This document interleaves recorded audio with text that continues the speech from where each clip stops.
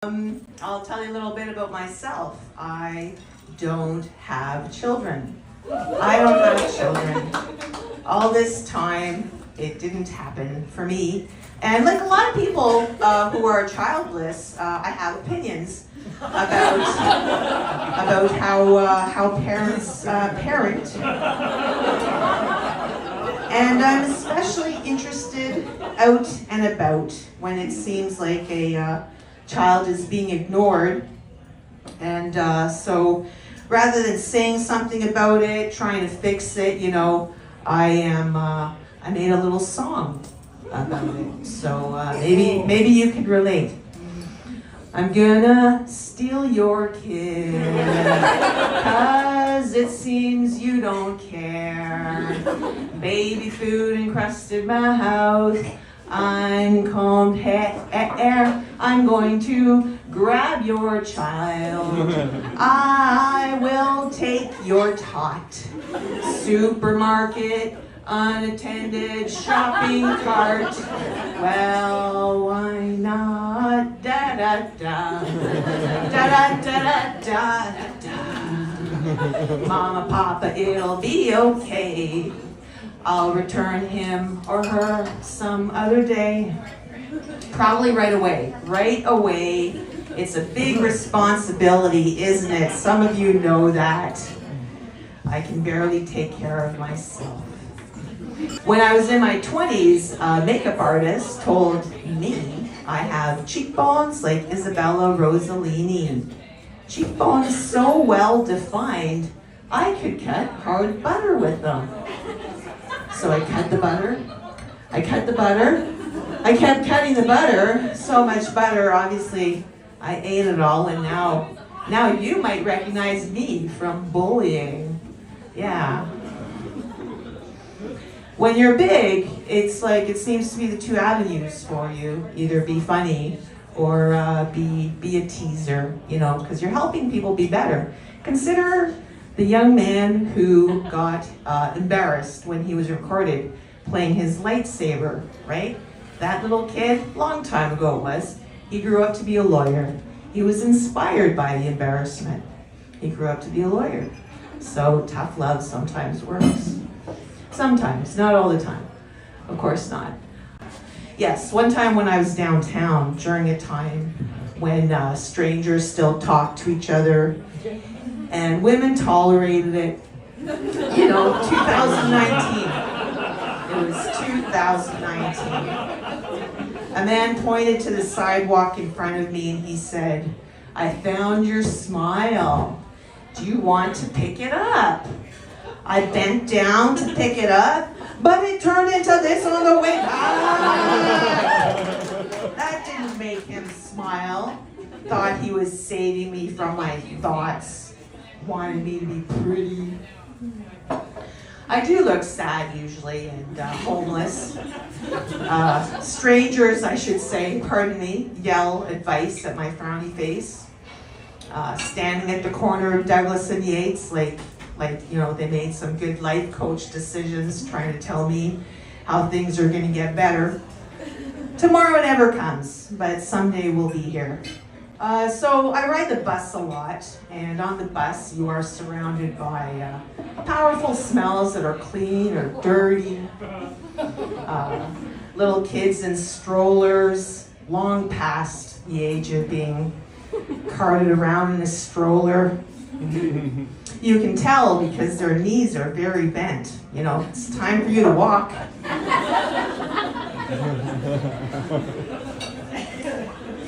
I realized recently that I'm no longer attracted to the 4-person seating arrangement on the bus. I would like to go in there and break up some cozy little association, just 2 people in a 4-person area. Oh, I gotta fix that. And one day I sat down, I asked, it was busy, it was crowded. I asked a couple of teens to move their stuff, please. I need to sit down, I'm so old. And I sat down, she moved a card, it was a handmade card. She moved it and then she said, "Bitch," as she stuffed her knapsack between between her railing skinny body and my own corpulence. No, don't feel sorry for me, sorry. And then I started to sing, because that's how you deal with problems. I sang this song unto the two of them. Softly talking teenagers, softly talking teenagers on the bus. Teenagers talking so softly among us. They made a recording, yes they did, about softly talking teenagers on the bus. They played that recording at an old folks' home, and what do you know? Their blood pressure lowered, their cholesterol levels went back to normal. So I have a mental illness. That's probably not a surprise. You can laugh. Probably not a surprise to you. I would prefer that it was called a mental difference. Mental difference. I'm a mentally different person. Mentally different person. When my doctor told me I had a chemical imbalance in my brain, I told him I have a PhD imbalance in my vagina. I wish I had packed more PhDs in there when I was younger. Still some time, Doc. He explained to me that he is not a doctor of philosophy, as if that's going to get him out of having to make sweet, sweet love to me. Yeah, I said to him, you are too good looking to need to use words. Just point at the things you want. Point at me. He pointed at the door, and out the door I went. I think I'm missing the social filters everyone else has an easy grasp on. I just want to know I belong before I get there, wherever that may be, and pay admission or say a password to get in somewhere, you know, to be accepted somewhere. Like a few days ago, I was at the dunge, and you got to say a password to get out too at the dunge in the morning if you stay over long.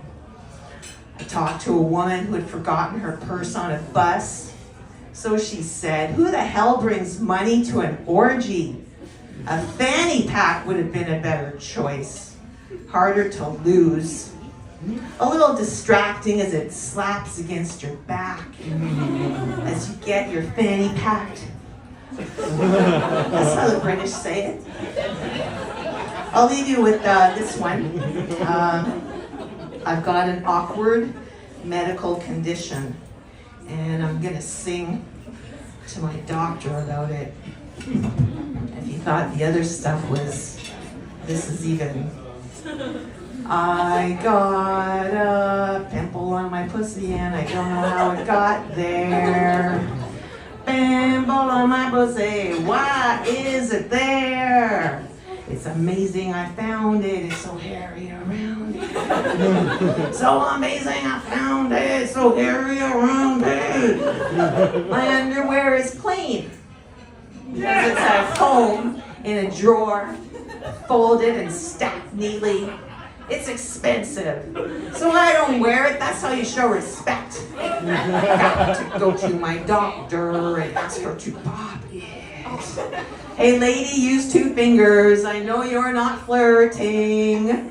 Pimple. Thanks, I've been Lucia Ribeiro. Enjoy the rest of the show.